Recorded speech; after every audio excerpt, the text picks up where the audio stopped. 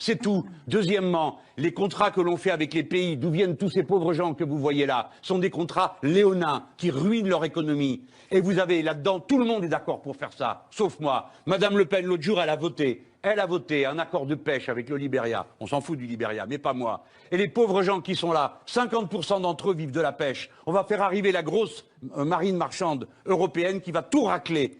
Et les pauvres gens qui sont là, quand ils seront ruinés, parce que vous leur aurez pris tout le poisson, qu'est-ce qu'ils deviennent? Eh bien, on verra, monsieur Mélenchon. Ça, on ne peut pas le régler. Bon. Si, on peut le régler. Il ne faut pas signer ce genre d'accord. J'essaie de vous dire ça avec passion pour que vous compreniez qu'on peut régler les problèmes. On n'est pas obligé de subir tout le temps. On peut régler les problèmes. On peut arrêter une guerre. On n'est pas obligé qu'elle continue. On peut arrêter les accords inégaux commerciaux. On n'est pas obligé de continuer chaque jour à aggraver la situation des gens. Voilà la solution aux problèmes qui nous sont posés. Ce que je dis est réaliste. Tout le reste, c'est des mots, des phrases, du blabla, pour exciter les gens les uns contre les autres. Parce que vous ne pouvez plus rien faire. Quand un homme, une femme est là, avec un enfant dans les bras, qu'est-ce que vous allez faire? Lui dire, eh, toi, retourne chez toi, te faire casser la figure. Eh ben voilà. Alors, qu'est-ce que vous voulez me faire dire? Que je suis pour traiter les gens humainement. Voilà, c'est tout. Voilà. Saint-Louis, ancienne capitale coloniale de l'Afrique de l'Ouest, se trouve au cœur de l'une des zones de pêche les plus riches du monde. Ces pêcheurs sont les témoins d'un désastre écologique. Depuis quelques années maintenant, les poissons se font de plus en plus rares.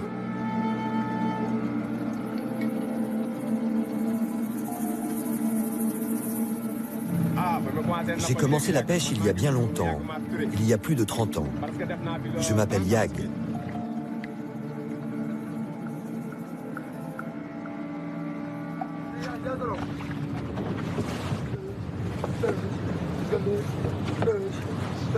Aujourd'hui est un jour encore plus mauvais que les autres.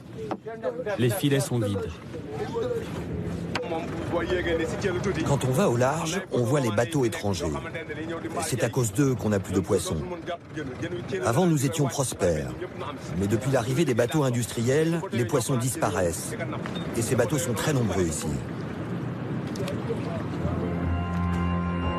Les poissons se faisant plus rares, les chalutiers étrangers n'hésitent plus à empiéter progressivement et illégalement dans les eaux poissonneuses de l'Afrique de l'Ouest, notamment au large du Sénégal.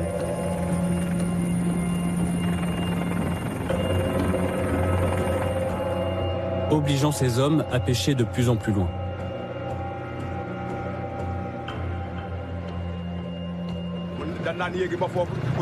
On fait la course avec ces bateaux industriels. Quand ils nous aperçoivent, ils viennent vers nous pour nous voler la pêche. Du coup, on se retrouve avec des filets abîmés. En plus, la plupart des pirogues entrent en collision avec ces bateaux. Au final, tout ce que l'on récolte, ce sont des morceaux de pirogues détruites.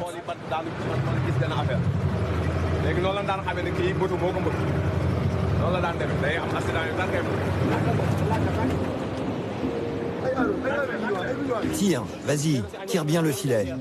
Retiens-le bien.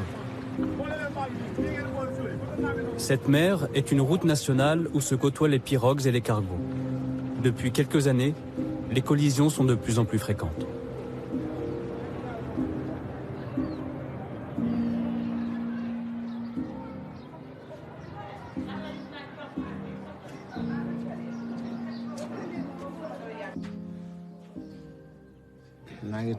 Je m'appelle Doudou Sen. J'habite dans le quartier de pêcheurs de Saint-Louis.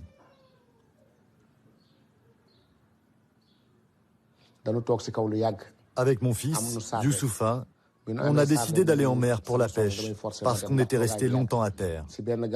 J'ai préparé mes appâts et j'ai dit à ma femme, on part. On s'est mis en route. Au petit matin, mon fils m'a dit, regarde papa, il y a un bateau qui nous suit. Quand je me suis retourné pour regarder, c'était un immense bateau. Au moment de s'écarter pour lui laisser le passage, on est rentré en collision. Puis, je suis tombé dans l'eau et mon bras est resté coincé entre le bateau et la pirogue. Je suis resté pendant longtemps sous l'eau. Je pensais à l'hélice du bateau qui allait me broyer.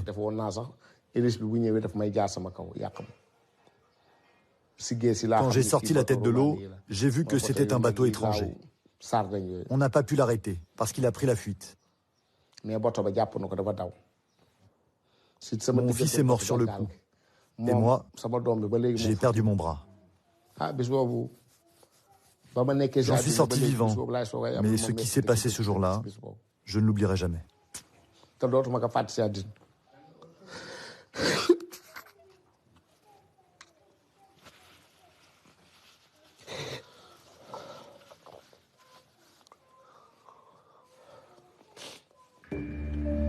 Doudou Sène et son fils Youssoufa sont les victimes collatérales d'une redoutable guerre entre les pêcheurs locaux et les chalutiers étrangers. Sans la pêche, Doudou Sène ne peut plus subvenir aux besoins de sa famille.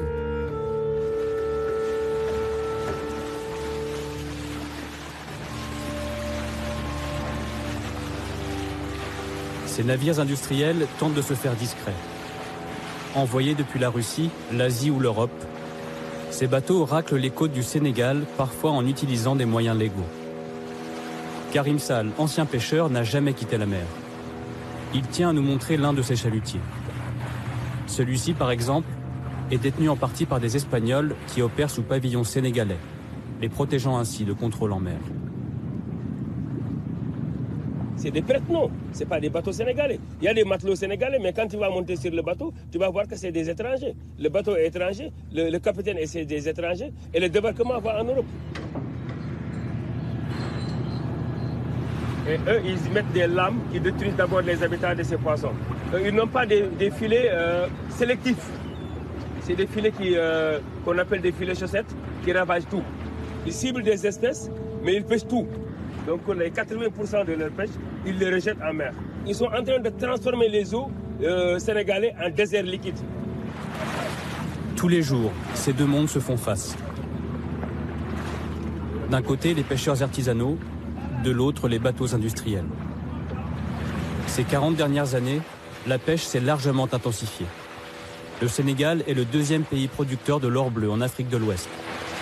Cette activité florissante était jusqu'alors un refuge pour bon nombre de Sénégalais. Mais ce temps-là est révolu. Ce désastre économique s'accompagne d'un désastre écologique. Karim Sall en est conscient. Avec d'autres pêcheurs, tous bénévoles, il a décidé de créer une AMP, une aire marine protégée, pour préserver les ressources naturelles. On a créé une aire marine protégée ici parce qu'on a remarqué qu'ici c'est une zone qui est très importante par rapport à la reproduction. Donc on a préféré vraiment le protéger dans cette zone. Et c'est les populations eux-mêmes qu'on a trouvé des règles de gestion. Le pays est stable parce que les gens ont de quoi manger. Donc notre rôle, ce n'est pas seulement d'aller pêcher, mais de conserver aussi pour la génération future. Un chalutier étranger est repéré en flagrant délit de pêche à l'intérieur d'une zone exclusivement réservée aux pêcheurs artisanaux.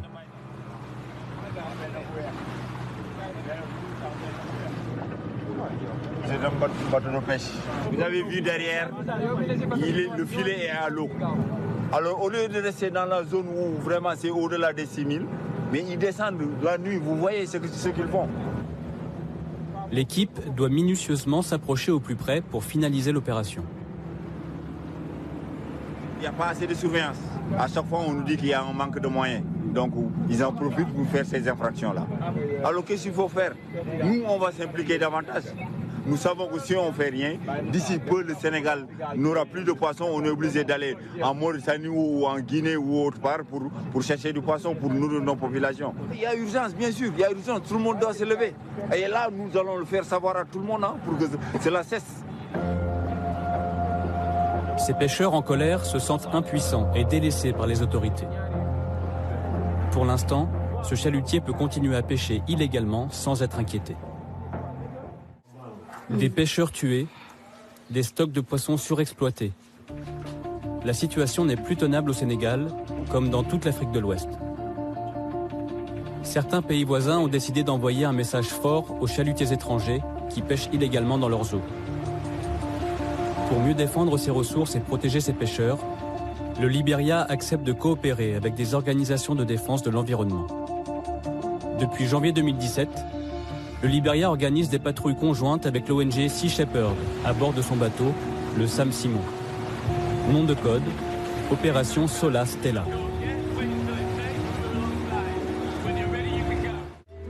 La pêche intensive à longue distance a encore de beaux jours devant elle, aussi longtemps qu'elle satisfera la demande du consommateur. En Europe et en Asie, la consommation de poissons par habitant n'a cessé de croître, alors qu'elle recule fortement en Afrique. Ce transfert de protéines des pays pauvres vers les pays riches menace la sécurité alimentaire du continent africain.